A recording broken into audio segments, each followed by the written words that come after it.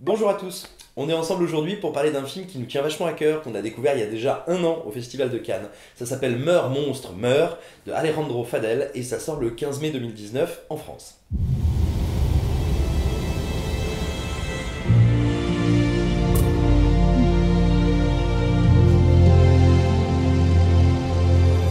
Cuénteme cómo la mató.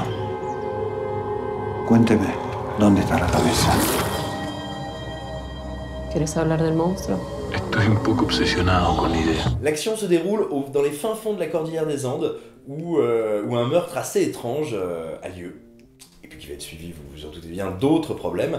Et donc il faut en dire le moins possible, c'est vraiment un crime assez bizarre et on retrouve notamment un corps dans un très sale état, donc comme vous pouvez l'imaginer recouvert de sang, mais aussi d'un curieux fluide organique verdâtre.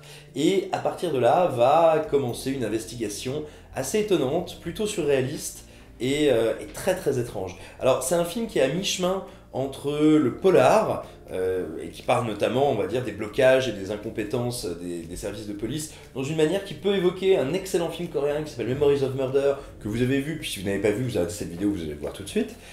Ça évoque aussi une espèce de comédie un peu grinçante, un peu terrible. Ce mélange marche super bien, mais c'est aussi un film d'horreur.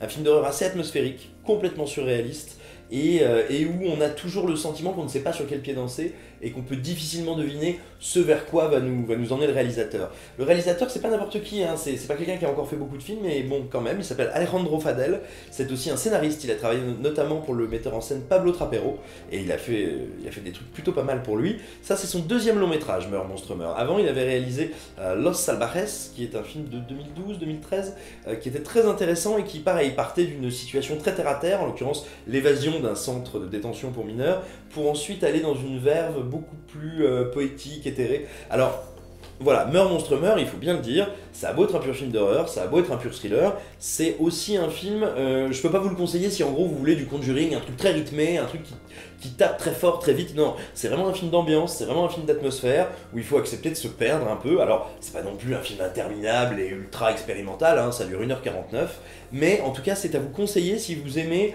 être surpris et ne pas forcément pouvoir prévoir ce qui va se passer. Moi je suis très attaché au film parce qu'il ose aller vraiment sur des terrains, sur des tons très différents, très bizarroïdes, c'est-à-dire que on suit des personnages qui sont paumés, hein, qui se demandent qu'est-ce que c'est que ça, qu'est-ce que c'est que ces meurtres qui s'enchaînent, qu'est-ce qui a bien pu les commettre, et vous verrez aussi que le film n'a pas peur d'aller vraiment dans une certaine mise en scène, peut-être pas du grotesque, mais on va dire du grand guignol. Et voilà, c'est à la fois une énigme, c'est à la fois un vrai poème noir qui peut être très déstabilisant, très dur, et puis aussi, il faut le dire, c'est un putain de film de cinéma, c'est très très bien mis en scène. Si vous allez voir la bande-annonce ou les extraits qui avaient déjà été publiés au moment de Cannes, vous verrez notamment une séquence qui est assez entêtante dans le film, et qui représente assez bien, à mon sens, l'art de la mise en scène de Fadel. Vous avez un plan fixe avec un très léger zoom avant, sur 3 personnages dans une voiture, et avec, mais vraiment de tout petits ingrédients, il va nous faire comprendre quels sont les rapports entre ces personnages, et là on va avoir un petit élément perturbateur, la voiture fait une embardée, rien de délirant, hein, pas un accident, une embardée sur la route, et là tout d'un coup le nuage de poussière que relâche la voiture, enfin que provoque ce dérapage, va faire apparaître une forme. Alors, est-ce que c'est la forme d'une créature qui les observe? Est-ce que c'est quelque chose qui est de l'ordre du fantasme? Est-ce que c'est un pur effet de style? C'est au spectateur un peu de trancher là-dedans, mais l'effet, si vous voulez, c'est que en permanence, ce monde semble toujours plein de mystères, il semble toujours être en train de grouiller de trucs terribles, et moi il y a une idée que j'aime, même si le film assume tout à fait d'aller vers le fantastique, parce que c'est un film fantastique, encore une fois, c'est un vrai film d'horreur, il nourrit très fortement cette idée que ce qui est le motif de l'horreur, ce qui est le motif de l'abomination et de la violence qui s'abat sur les personnages, c'est quelque chose qui est profondément aussi ancré en eux.